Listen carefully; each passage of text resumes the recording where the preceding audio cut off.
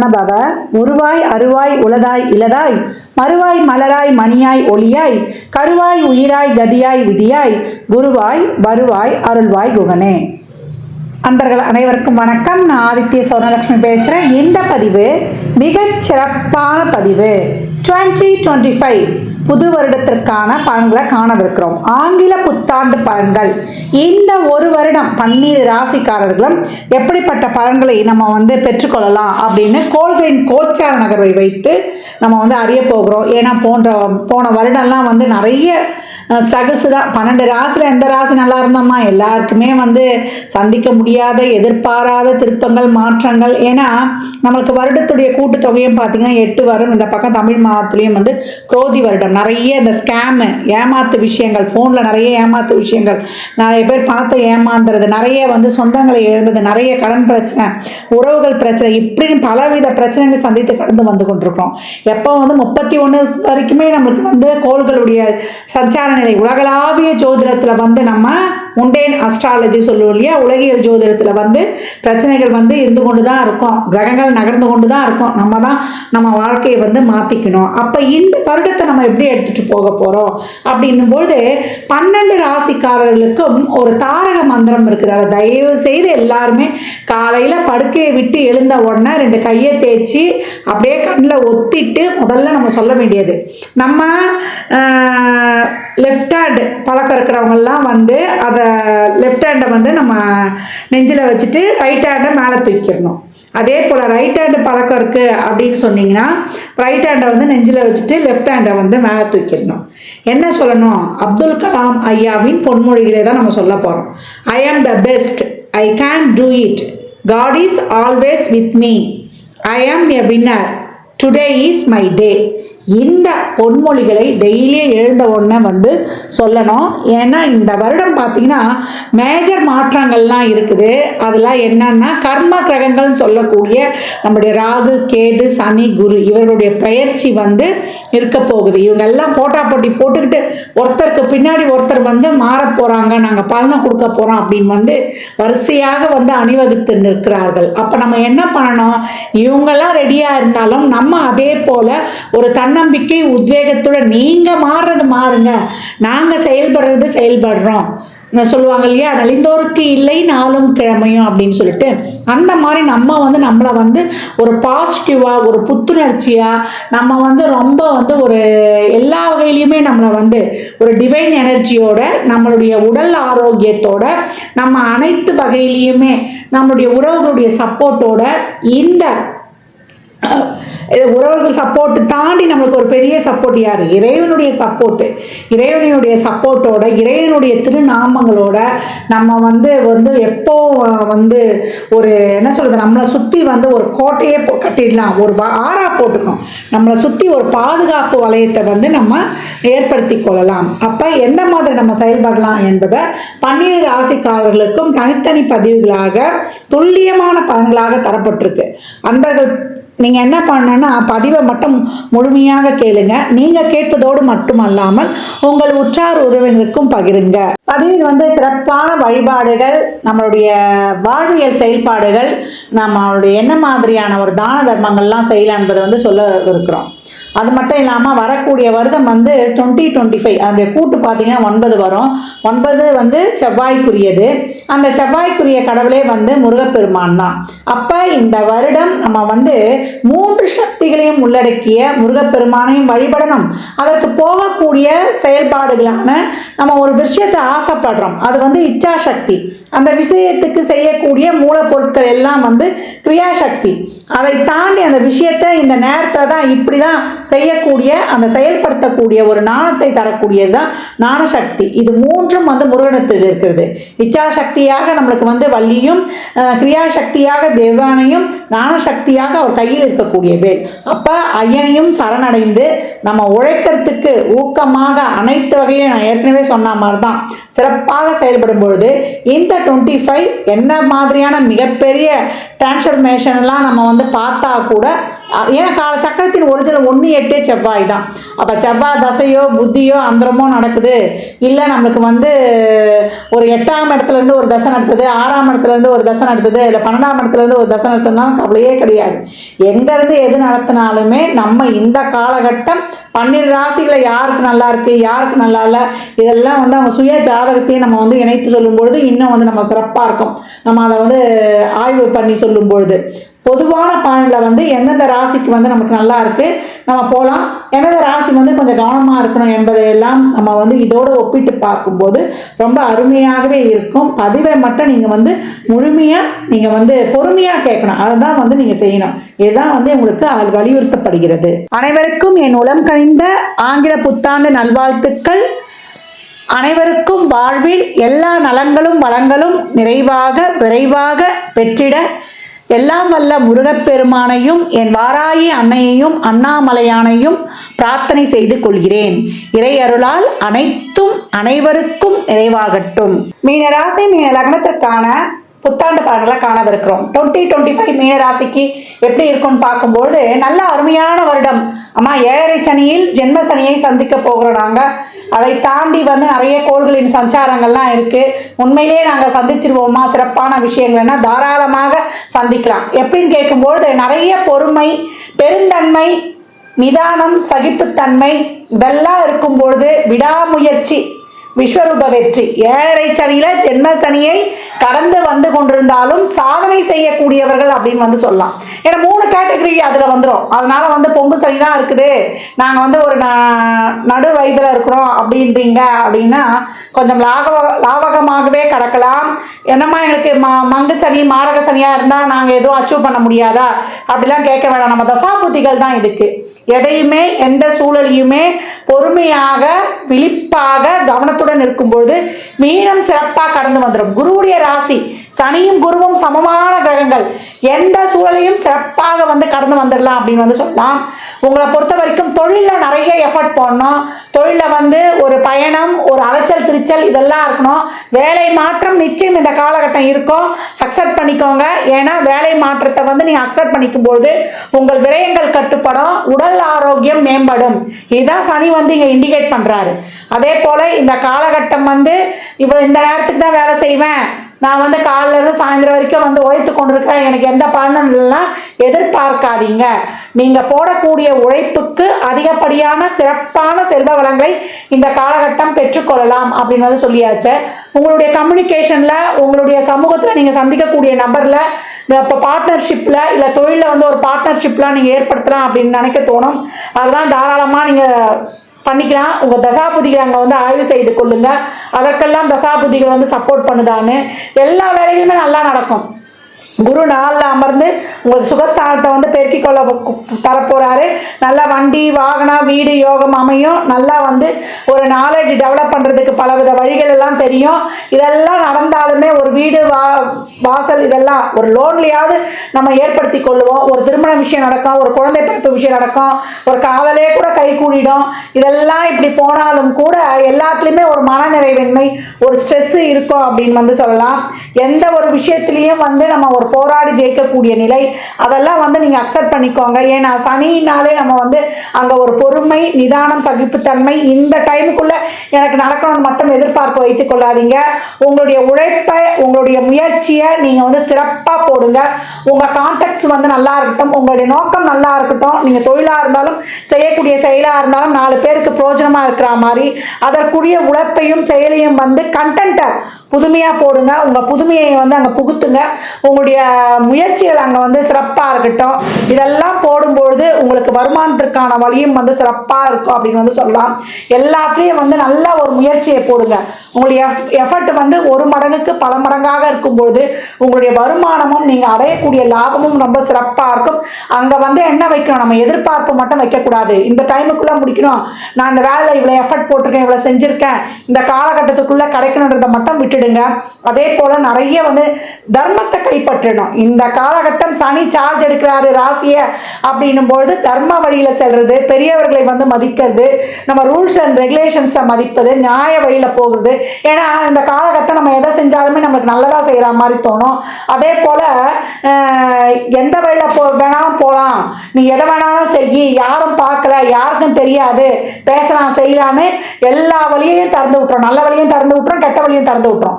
அப்போ நம்ம எந்த வழியை வந்து தேர்ந்தெடுக்கிறோம்? ஏற்கனவே நம்ம செய்யறதுல நம்மளுக்கு கரெக்டாக தோணும். உணர்வு பூர்வமாக எதையும் வந்து ஆக்குப்பை பண்ணிடாதீங்க, அறிவுபூர்வமாக ஆக்குப்பை பண்ணுங்க. இந்த செயலை செய்கிறோம், இதனால என்ன பெனிஃபிட்டு, நேர் வழியில் செய்கிறோமா, யாருக்கும் தெரியல, நம்ம தப்பான வழியும் தேர்ந்தெடுத்துடக்கூடாது. ஏன்னா பணம் வரணும், செய்யணும், நம்ம காரியம் நடக்கணும்னு சொல்லிட்டு ஈஸியாக எதையும் போய் நம்ம வந்து செயல்படுத்தக்கூடாது. நேர் வழியில் வந்து நம்ம போகும்பொழுது நமக்கு சிறப்பாக இருக்கும். இல்லை நம்மளுக்கு யாருக்கும் தெரியாது, நம்ம இறங்கி செஞ்சிடலான்னா அங்கே நம்ம பெரிய அடி வாங்குவோம். நம்மளுடைய அதான் சொல்லணும், நான் நிறைய நாள் சேர்த்து வச்ச அந்த பேர் கெட்டுடும். நான் நல்ல பேர் கிடைக்கிறதுக்கு நிறைய நாள் ஆகும். கெட்டவன்னு ஒரு சில விஷயத்துல பேர் எடுத்துலாம். நிறைய நல்ல ஒரு சில விஷயங்கள்லாம் பாருங்க, நல்ல காரியங்கள் செஞ்சுக்கிட்டே வருவாங்க, திடீர்னு ஒரு சின்ன தப்பு பண்ணிட்டாங்கன்னா அவங்களுடைய இது வந்து பெரிய ரிமார்க் ஆகிடும். நல்லதே செஞ்சிருக்க மாட்டான், திடீர்னு ஒரு விஷயம் நல்லது செஞ்சுட்டோம்னா அவனை தள்ள தூக்கி வச்சுட்டு ஆயிடுவோம். மீனம் இதை மட்டும்தான் நல்லா கவனத்தில் வைத்துக்கொள்ளணும். அதே போல் எதுவுமே வந்து பிடிச்சி வைக்காதீங்க. ரொம்ப நான் வந்து ரொம்ப கேர் பண்ணுறேன், செய்கிறேன், 24 மணி நேரமாக கண்காணிக்கிறேன்னு எந்த உறவையும் வந்து நீங்கள் கண்காணிப்பு வைக்காதீங்க. விட்டுட்டு போதா, உறவாக இருந்தாலும் சரி, இல்லை உங்களுக்கு நம்ம பண விஷயமாக இருந்தாலும் சரி, எந்த இடத்துலையாவது எதையாவது இழக்கிறோன்னா அதோட அலர்ட் ஆகிடுங்க, ஏதோ ஒரு நன்மைக்காக போகுது அப்படின்னு சொல்லிட்டு. ஏன்னா மீனம் என்ற வீடே கிவ் அவே, இதுவும் கடந்து போகும், எதுவும் கடந்து போகும். நீங்கள் வந்து உங்கள் செயலையும் உங்கள் முயற்சியும் நீங்கள் கடைபிடிக்கும் பொழுது உங்களுக்கு சிறப்பான பலன்களாகவே நடக்கும். அதை தாண்டி ஜென்மசனியாக வரும்பொழுது ஒரு 25 வயதுக்குள்ளே இருக்கிறோம் நாங்கள் அப்படின்னும் போது படிப்பெல்லாம் நிறைய கவனம் வைங்க, அதிகமான உழைப்பை போடுங்க, சோம்பலை வந்து கலந்துருங்க, நிறைய டே டு டே லைஃப்பில் வந்து எஃபர்ட் போடுங்க. ஏன்னா உங்களை வந்து முடக்கி வச்சோம். நீங்கள் வந்து ஒரு காம்படிட்டிவ் எக்ஸாம் செயல்படுறதுக்கு இருந்தாலும் உங்களை அறியாமல் அங்கே வந்து ஒரு சோர்வு ஏற்படும். அதை நீக்கிறதுக்கு நிறைய உணவு பழக்க வழக்கங்கள்லாம் நல்லா சத்துள்ள உணவாக நீங்கள் வந்து சாப்பிட்டு மந்திரங்களை ஹயக்ரீவருக்கு ஒரு தீபம்லாம் ஏற்றுவதெல்லாம் இந்த காலகட்டம் படிப்பில் ஞாபக மறதி இல்லாமல் இருக்கும். எந்த விஷயத்தையும் மண்டைக்கு எடுத்துகிட்டு போயிடாதீங்க. இப்போ ஒரு நடுத்தர வயதாகவே இருக்குது, 7.5 சனியில் தான் நிறைய பேர் சாதனை செய்தவர்களும் உண்டு. நிறைய நீங்கள் பாருங்கள், 7.5 சனியில் தான் கல்யாணம் நடக்கும், 7.5 சனியில் தான் குழந்தை பிறக்கும், 7.5 சனியில் தான் ஒரு வீடு கட்டுவோம். இந்த விஷயங்கள்லாம் நிறைய வந்து ஆராய்ந்து எடுங்க. குழப்பமாக இருக்கா, உங்களுடைய வெல்விஷரை கேட்டுக்கோங்க. இதுக்கு முன்னாடி அந்த விஷயத்தில் அனுபவப்பட்டவங்களை கேட்டு நம்ம செய்யும்போது ரொம்ப சிறப்பாக இருக்கும். தேவையில்லாமல் யார் விஷயத்தில் மூக்கு நுழைக்காதீங்க. அதே போல் எந்த விஷயத்தையும் ரொம்ப டீப்பாக கவனித்து அதில் குறை கண்டுபிடிச்சி மண்டைக்கு ஏற்றிக்காதீங்க. எந்த ஒரு விஷயத்தையும் மண்டைக்கு ஏற்றிக்காதீங்க. ஒரு லைஃப் வந்து சிறப்பாக போகும்போது அங்கே ஏதாவது ஒரு குழப்பமோ ஒரு குளறுபடியோ நடந்தால் இதுவும் கடந்து போகணும், இறைவனர்கிட்ட விட்டுடுங்க. இந்த காலகட்டம் ஏதாவது ஒரு உறவுகளையோ நண்பர்களையோ நம்ம வந்து கைப்பற்றி வைத்துக்கொள்ளணும். அவங்க துணையிலனா நம்மளுக்கு ரொம்ப கஷ்டமாயிடும். இல்லை நம்ம ரொம்ப எதிர்பார்க்குறவங்க நம்மளுக்கு உதவி செய்ய முடியல அப்படின்னும்போது ஆல்டர்னேட்டிவாக இன்னொரு உறவை வந்து நீங்கள் இந்த காலகட்டம் வைத்துக்கொள்ளலாம். எப்பயும் என்ன சொல்றது, நம்மளை சுற்றி ஒரு நல்லவர்களை 4 பேரை வந்து நல்லவர்களாக வைத்துக் கொள்வது ரொம்ப சிறப்பு அப்படின்னு வந்து சொல்லலாம். இந்த காலகட்டம் மீனம் வந்து அனைத்து விஷயங்கள்லையும் ஒரு புது நபர்களை சந்திக்கிறீங்க, புது ஆட்களை சந்திக்கிறீங்க. அதுன்னும் போது அந்த விஷயங்கள்லாம் ரொம்ப கவனமாக இருக்கணும். எதற்கும் வந்து எஃபர்ட் போடுங்க. எந்த ஒரு விஷயத்துக்காக நம்ம அலைய வேண்டியது இருக்கா, தாராளமாக அலைந்து முடிவெடுங்க. உங்களுக்கு அனைத்து வகையான தொழில், திருமணம், வேலைவாய்ப்பு, படிப்பு சார்ந்த விஷயங்கள் எது கொடுத்தாலுமே அதை வந்து ஒரு கஷ்டப்படுத்தி அதில் அலைச்சல் திருச்சல் பயணங்களை மேற்கொண்டு கிடைக்கும்போது உங்களுக்கு அது நல்லாவே அமையும்னு எடுத்துக்கோங்க. அதுக்காக இல்லை இதெல்லாம் நான் வந்து இவ்வளோலாம் அலைய முடியாதுன்னு நீங்கள் ஸ்கிப் பண்ணீங்கன்னா உங்கள் வாழ்க்கையை வந்து நீங்கள் அடுத்த கட்ட ஒரு சிறப்பான நிலைக்கு செல்ல முடியாது. மீனம் இந்த காலகட்டம் உறவுகிட்ட உடல் ஆரோக்கியத்திலலாம் ரொம்ப கவனமாக இருக்கணும். ஒரு 60 வயசுக்கு மேலே போறீங்கன்னா உங்களுக்கு ஒரு 3வது இதுவாக இருக்கும். அவங்கெல்லாம் வந்து பெரிய எதிர்பார்ப்புகள்லாம் வைத்துக் கொள்ளாதீங்க. அன்றாட இது வந்து நமக்கு சிறப்பாக போகுதா, இது வரைக்கும் நீங்கள் வந்து வாழ்க்கையில் கடந்து வந்த அனுபவங்கள்லாம் ரொம்ப நிறைய இருக்கும். அந்த அனுபவங்களை வைத்து நீங்கள் எடுத்துக்கோங்க. ஸ்ட்ரெஸ்ஸை மட்டும் நீக்கிடுங்க. எதையுமே நீங்கள் இந்த காலகட்டம் நினைக்கணும், சின்ன பசங்களாக இருந்தாலும் பெரியவங்களாக இருந்தாலும் 1லேருந்து 90 வயது குழந்தைலாம் நம்ம செயலை நம்ம தான் பார்த்துக்கணும்ன்ற ஒரு வில் பவரை வளர்த்து கொள்ளுங்க. இறைவனை மட்டும் வந்து இந்த காலகட்டம் சரணாகதி அடைஞ்சிருங்க. இந்த காலகட்டம் சிவ வழிபாடு செய்வது ரொம்ப சிறப்பு. அதே போல துர்க்கையுடைய வழிபாடு, வெற்றிக்கென பிறந்தவள் துர்க்கை, இந்த வழிபாடு தான் வைத்துக் கொள்ளும் பொழுது உங்களுக்கு ரொம்ப சிறப்பாக இருக்கும். ராகு நேரத்தில் துர்க்கையை வழிபடுவது உங்களுக்கு அசாத்திய பலன்களை தரும். குருமார்கள் அதே போல நம்மளுக்கு வந்து சித்த ஜீவசமாதி வழிபாடு செய்வது ரொம்ப சிறப்பு. எங்கேயாவது ஒரு பிரச்சனை வம்பு வழக்கு இருக்குன்னா அதையெல்லாம் வந்து கடந்து வந்துருங்க. அதுல இருந்து வெளியே வரக்கூடிய வாய்ப்பெல்லாம் உங்களுக்கு வந்து சிறப்பாகவே இந்த கிரகங்கள் கொடுத்துரும். தொழில மாற்றங்கள் இருக்கும், தாராளமாக அதெல்லாம் அக்செப்ட் பண்ணிக்கோங்க. இந்த காலகட்டம் உங்களுடைய உடல் விரயத்தை, அதாவது உழைப்ப நிறைய போடுங்க. செலவுகள் வந்து செய்யறதெல்லாம் வந்து இந்த காலகட்டம் நிச்சயம் ஏற்படும்.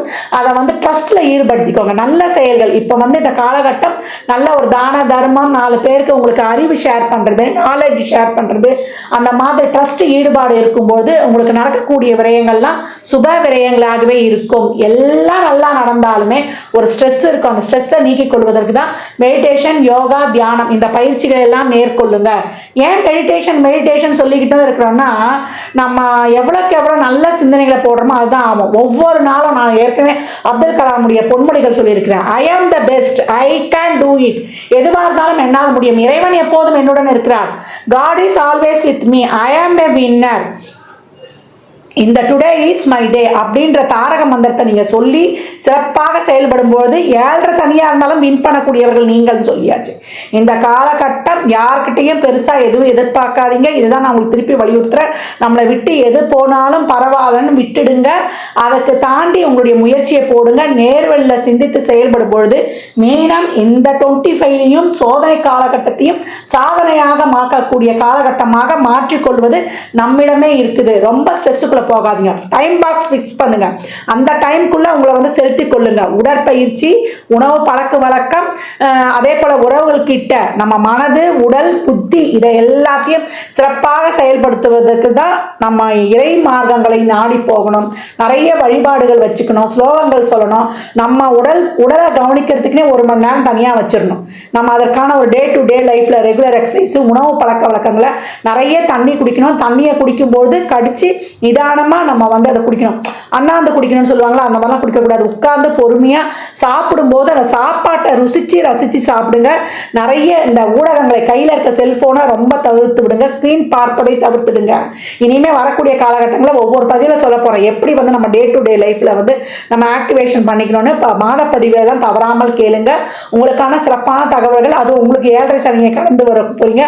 மற்ற கிரகங்களின் பயிற்சிகளையும் கடக்க போறீங்க. இந்த காலகட்டங்கள்ல சிறப்பாக ஆக்கிக் கொள்வதற்கு இந்த பதிவுகள்லாம் உங்களுக்கு உபயோகமாக இருக்கும். மீனம் 2025ல நிறைய விழிப்புணர்வு, அதிகவனம், பொறுமை, நிதானம், பொறுப்புணர்வோடு ரிப்பீட்டுன்னு நீங்க வந்து செயல்களை வந்து ஊக்கமுடன் உங்க உழைப்பை அயராது போடும்பொழுது இந்த ஜென்ம சனியிலையும் சிறப்பான பலன்களை பெறக்கூடியவர்கள் நீங்கள். ஏன்னா குருவுடைய வீடாக இருப்பதால அனைத்தையும் ஓவர் கம் பண்ணி வெற்றியை உங்களுக்கு உரியதாக ஆக்கிக் கொள்வீர்கள். உடல் ஆரோக்கியத்தில் கவனம், அதை மட்டும் நல்லா அண்டர்லைன் பண்ணிக்கோங்க. வண்டி வாகனங்களில் செல்லும்பொழுது கூடுதல் கவனம் தேவை. இளைஞர்கள்லாம் சாகசம்லாம் நீங்கள் பண்ணீங்கன்னா உங்களை பார்க்கறதுக்கு ஹாஸ்பிட்டலில் தான் வரணும், உங்கள் சாகசத்தை பார்க்கறதுக்கு. அதனால அனைத்து வகையிலையும் புது உறவு ஆட்கள்கிட்ட ரொம்ப கவனமாக இருக்கணும். யார் விஷயத்திலும் போய் நீங்கள் மூக்க நுழைக்காதீங்க. தள்ளி இருந்து பாருங்க. எல்லா விஷயத்தையும் அமைதியோட உங்கள் வேலை முடியுதா, உங்களை நீங்கள் கவனிச்சுக்கிறீங்களா, உங்களை நீங்கள் ப்ரொடெக்ட் பண்ணிக்கிறீங்களா, உங்களுக்கு ஆதரவாக 2 பேரை கையில் வச்சுக்கிறீங்களா, அதோடு இந்த வருடத்தை வந்து ரொம்ப சிறப்பாக கடந்து வந்துடலாம். இறைவனோடு உறவாடு. இறைவனை மட்டும் விடாதீங்க, கடைபிடிச்சுக்கோங்க. டெய்லியும் பிரார்த்தனை வச்சுக்கோங்க. பரிகாரங்கள் செய்வதை விட பிரார்த்தனைகள் செய்யும்போது ஈஸியா இறைவனை போய் நம்ம வந்து இது பண்ணலாம். பரிகாரம் என்ன பண்ணுவோம், இந்த பரிகாரத்தை செஞ்சுட்டா நீ இந்த காலகட்டம் நீ இதை கொடுத்துதான் அவன் டிமாண்ட் வைப்போம்.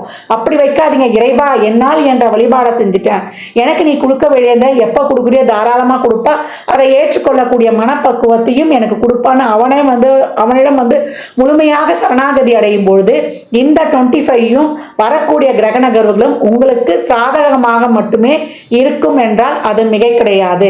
மீனராசி லக்னக்கார அன்பர்களுக்கு என் மனமார்ந்த வாழ்த்துக்களை தெரிவித்துக் கொள்கிறேன்.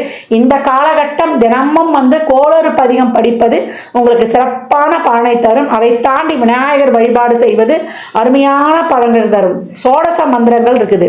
ஓம் சுமுகாய நம, ஏகாத்தனாய நம, கபிலாய நம, கஜகர்ணாய நம 17 அந்த மந்திரங்களை சொல்லும் பொழுது உங்க வாழ்க்கையில வந்து எல்லா தடைகளும் நீங்கி உங்கள் வாழ்க்கையின் முன்னேற்ற பாதையில் தாராளமாக பயணிப்பீர்கள் அப்படின்னு சொல்லலாம். மீன ராசி லக்னக்கார அன்பர்களுக்கு என் மனமார்ந்த வாழ்த்துக்களை தெரிவித்துக் கொள்கிறேன். இந்த பலன்கள்லாம் கோள்களின் கோச்சார நகர் வைத்து சொல்லப்பட்டிருக்கு.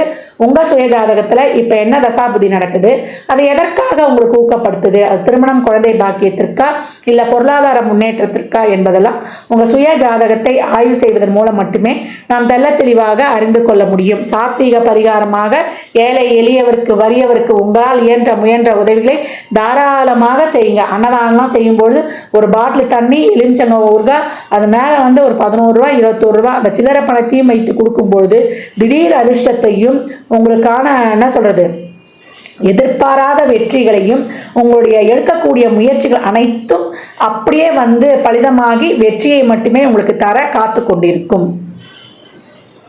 ஜாதகம் பார்க்க விரும்பும் அன்பர்கள் இந்த எண்ணிற்கு ஒரு மெசேஜ் செய்யுங்க. தங்களுக்கான விவரங்கள் அளிக்கப்படும். அப்பாயின்மெண்ட் பெற்றுக்கொள்ளலாம். ஜாதகம் சிறந்த முறையில் கணித்து பார்த்து தரப்படும். வாஸ்து பார்த்து தரப்படும். வாஸ்துப்படி வீடு கட்ட பிளான்கள் போட்டு தரப்படும். எண்ணியல் படி பிறந்த குழந்தைகளுக்கு பெயர் வைத்துக் கொள்ளலாம். தொழிற்சாலை நினைவுகளுக்கும் பெயர் வைத்து உங்கள் வாழ்வை வளமாக்கிக் கொள்ளலாம். சுபமுகூர்த்த நாட்கள் குறித்து தரப்படும். அவரவர் சேவைக்குண்டான கட்டணத்தை செலுத்தி சிறப்பான சேவைகளை பெற்று வாழ்வை வளமாக்கிக் கொள்ளலாம். இந்த பதிவை தாங்கள் கேட்பதோடு மட்டுமல்லாமல் தங்கள் உற்றார் உறவினர் நண்பர்களுக்கு பகிருங்க. மற்றும் ஒரு சிறப்பான பதிவில் சந்திக்கும் வரை தங்களிடமிருந்து விடைபெற்றுக் கொள்வது ஆதித்ய சொர்ணலட்சுமி. மிக்க நன்றிகள். வாழ்க வளமுடன். நற்பவி நற்செழி.